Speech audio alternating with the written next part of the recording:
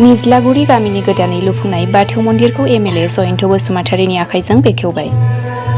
गोबाव समनिफ्रायनो सोरखारनि अनसुंथाइखौ नेयालासे चिरां जिल्लानि सिङाव थानाय सान्थिपुर निज्लागुरि गामिनि सुबुंफोरा नारा-नाथा नाजानायनि गेजेरजों गोदानै लुफुंना लादों गंसे बाथौ मन्दिर।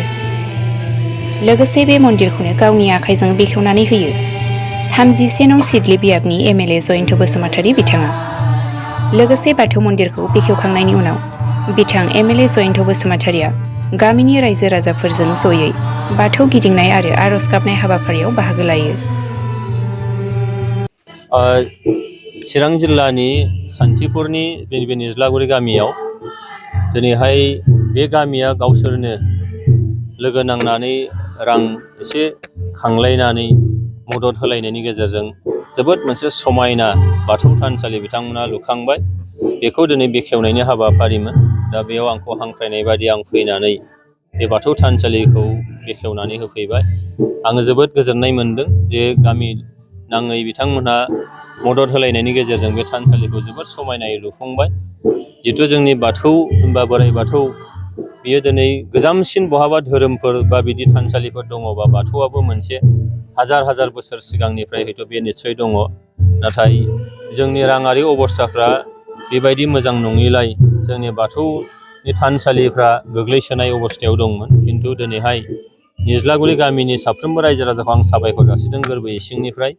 बिथांमोना गावसिनि नाजानायनि गेजेरजों दिनै समायनायै थानसालि मोनसे लुफुंबाय आरो बिनि गेजेरजों फैबाय थानाय समाव बे गामिनि फारफ्रोमबो बिथिं जौगानायनि फारफ्रोमबो बिथिं जोंनि खैदां खैफोदनि आफोदाव अबंलावरिनि खाथियाव जाहाथे आरज गाबनानै अबंलावरिनिफ्राय मोनसे बोरनि गेजेरजों गामिखौ रैखाथि होनो हायो। गामियाव सोलोंथायावनो होन, दानाय लुनाय, आगर आखाइ, गेलेनाय फारफ्रोम बिथिङावनो होन, देहायारि बिथिङावनो होन, बिथांमोना जाहाथे मोजां मोनसे थासारियाव फैनो हायो बेखिनिखौ आं मिजिंथिदों।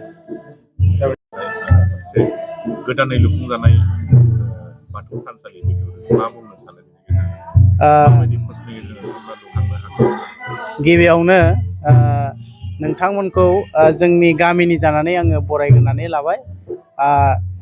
दायो जोङो निज्लागुरि गामिया दिनै मोनसे गोथार हाबाफारि लानाय जादों आरो बे हाबाफारियानो जाहैबाय जोंनि गामिनि मन्दिर बेखौ बेखेवनाय।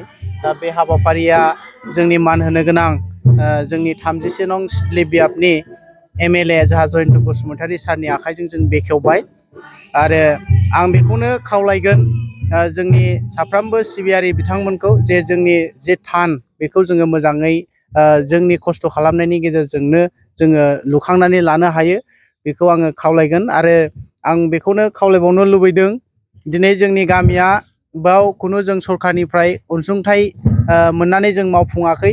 जोङो बयबो थाइसे थाइनै दान होलायनानै बे हाबाफारिखौ मावफुंनाय जादों आरो बेबायदिनो जोंनि ओनसोलाव थानाय साफ्रोम सिबियारि बिथांमोनाबो बाथौ सिबियारि बिथांमोनाबो बेबायदिनो जे गाव गावनि गामिनि मन्दिरखौ लुखांनानै मोनसे बर' हारिनि जे गुदि बाथौ धोरोम बेखौ फोजौनायाव फोगोमनायाव हाबा मावो आं बेखौ मिजिंथिदों आरो।